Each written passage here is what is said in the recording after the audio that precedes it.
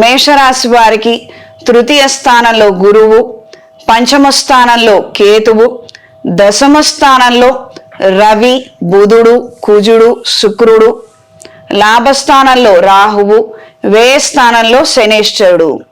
ఈ రాశ్యాధిపతి అయినటువంటి కుజుడు మకర రాశిలో ఉచ్చస్థితి పొందుతారు. పంచమాధిపతి రవి, చతుర్థాధిపతి చంద్రుడు, ద్వితీయ సప్తమాధిపతి శుక్రుడు, తృతీయ షష్టమాధిపతి బుధుడు.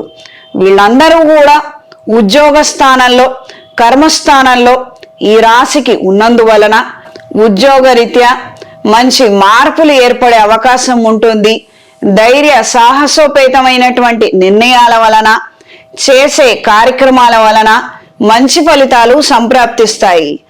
ఉదాహరణకి ఎవరో టీమ్మేట్స్ సరిగ్గా పనిచేయడం లేదు, బద్దకిచ్చి మనం ఎందుకు చేయాలి, వాళ్ళది మనకేం అవసరం, మన పని మనం చేసుకుంటే చాలు కదా అన్న నిమిత్తం కాకుండా వాళ్ళకు కూడా కాస్తంత సహాయం అందించి వాళ్ళు ఎందుకు చేయలేకపోతున్నారో కనుక్కొని ఈ విధంగా కలుపుకొని మీరు ముందడుగు వేయగలిగితే తద్వారా మీకు మంచి జరిగే అవకాశం ఉంటుంది.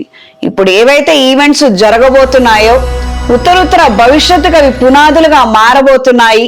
లేదా 2-3 సంవత్సరాల క్రితం వేసినటువంటి పునాదులకి ఇప్పుడు ఫలితాలు వస్తాయి.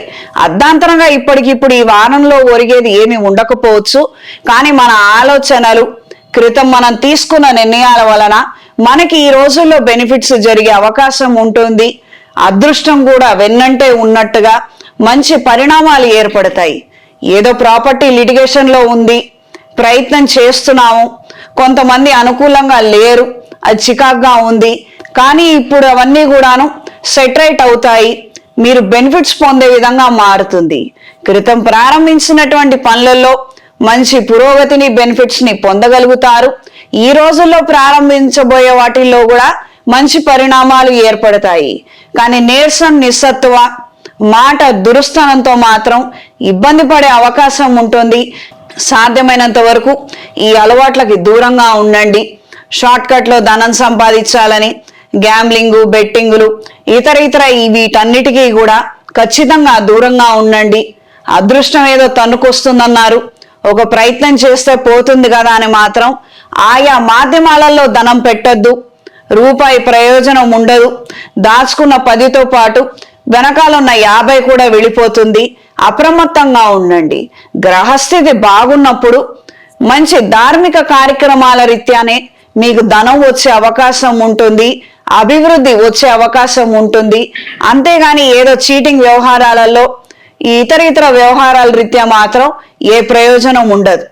ఒకవేళ మనమే ఎవరి మీదైనా దుర్బుద్ధితోటి, ఇతర ఆలోచనలతోటి కేసు వేస్తే ఆ కేసు ముమ్మాటికి ఓడిపోయే అవకాశం ఉంటుంది.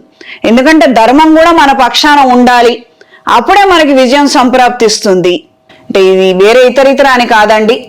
ఈ మధ్య పెళ్లి చేసుకున్న తర్వాత దుర్బుద్ధితోటి విడాకులు అడగడము, కోటాను కోట్లు ఆశించడము, ఈ విధమైనటువంటి అన్యాయపు చేష్టలు చేసే వాళ్ళకి ఈ విషయం చెప్తున్నాను. ఏదో బాగుంది కదా, మన జాతకం బాగుంది, గోచార రీత్యా బాగుంది, మనం కేసు వేస్తే డబ్బులు వస్తాయి కదా అని మాత్రం అనుకోవద్దు. అది తారుమారై మనల్ని ఇబ్బంది పెట్టే అవకాశం ఉంటుంది. మనమే జైలు పాలైపోయే ప్రమాదం కూడా ఉండవచ్చు. ఏదైనా ధార్మికంగా, ధర్మబద్ధంగా చేసే ప్రతి ప్రయత్నంలోనూ, పోరాటంలోనూ మంచి ఫలితాలు సంప్రాప్తిస్తాయి. ఇది చాలా అంటే చాలా మంచి పీరియడ్. ఏదైనా దైవ సంబంధమైనటువంటి కార్యక్రమాలను నిర్వహించండి.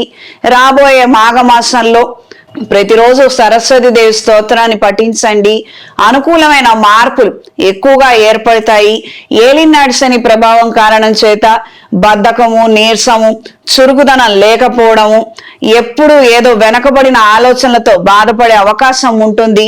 కాబట్టి రాబోయే మాఘమాసం నుండి రవి స్తోత్రాన్ని, సరస్వతి దేవి స్తోత్రాన్ని చెయ్యండి, కలిసి వస్తుంది. అంటే శ్యామలాదేవి నవరాత్రులు కదా, అమ్మవారిని మేము పూజించకూడదా అన్న సందేహం రావచ్చు. ప్రాథమికంగా ఏవైతే ఉన్నాయో అవి చెయ్యండి. 10th క్లాస్ పాస్ అయితేనే మనం డిప్లొమానో, ఇంటర్కో వెళ్ళగలుగుతాం. రోజు దీపారాధన చేసేవాళ్ళు, రోజు ఏదో శ్లోక స్తోత్ర పారాయణ చేసేవాళ్ళు చక్కగా శ్యామలాదేవి అమ్మవారిని పూజించుకోవచ్చు, నిస్సందేహంగా చేయొచ్చు, ఇబ్బంది ఏమీ లేదు. కానీ అమాంతం మేము ఏడాదిలో 4 సార్లే నిద్రలేస్తాము, ఇప్పుడే పూజ చేస్తాము, ఏదో హడావుడిగా మాకు మంచి జరిగిపోవాలనుకునే వాళ్ళు మాత్రం అమ్మవారి జోలికి జోక్యానికి వెళ్ళొద్దు. ఇది గ్రహించి మెలగండి. అనవసరమైనటువంటివి చెయ్యొద్దు. నిదానంగా గణపతి, సరస్వతి ఇలా కింద నుంచి ప్రారంభించండి. అంచెలంచెలుగా ఎదగండి. ఒక్కొక్క దేవీ దేవతని జత చేసుకుంటూ ముందుకు వెళ్ళండి. తద్వారా మీకు మంచి జరుగుతుంది. హయ్యర్ ఎనర్జీ కోసం ట్రై చేసేటప్పుడు ఆ యొక్క ఫ్రీక్వెన్సీని మనం అందుకునే విధంగా మన స్థాయి కూడా ఉండాలి. ఇది గ్రహించి మెలగండి. ఇది చాలా పెద్ద విషయము, సున్నితమైన విషయము. కాస్తంత తెలుసుకొని మెలగండి. ఈ రాశిలో జన్మించిన స్త్రీలకు వృత్తి, ఉద్యోగ, వ్యాపార రీత్యా మంచి మార్పులు ఏర్పడతాయి. ప్రమోషన్ కోసం, రికగ్నైజేషన్ కోసం ప్రయత్నిస్తున్న వారికి కాలం అనుకూలంగా ఉంటుంది. కుటుంబపరమైనటువంటి పురోగతిని సాధించగలుగుతారు. తండ్రి తరపు ఆస్తులు కావచ్చు, తల్లిగారి నుండి అండదండలు కావచ్చు. మనకేమైనా ఒరిగేది ఉందా అంటే ఈ కాలంలో ఏదైనా ప్రయత్నం చేయండి. వచ్చే ఏదైనా రూపాయి ఉంటే అది మీరు పొందగలుగుతారు. మానసిక సంతోషాన్ని కలిగి ఉంటారు. ధైర్యంతో మంచి నిర్ణయాలను చేయగలుగుతారు. దాన్ని మాత్రం మీరు చెదరగొట్టుకోవద్దు. ఈ గ్రహస్థితి గడిచిపోయిన తర్వాత కూడా అంతే ధైర్యంగా, జాగ్రత్తగా పనులను, బాధ్యతలను నిర్వహించండి.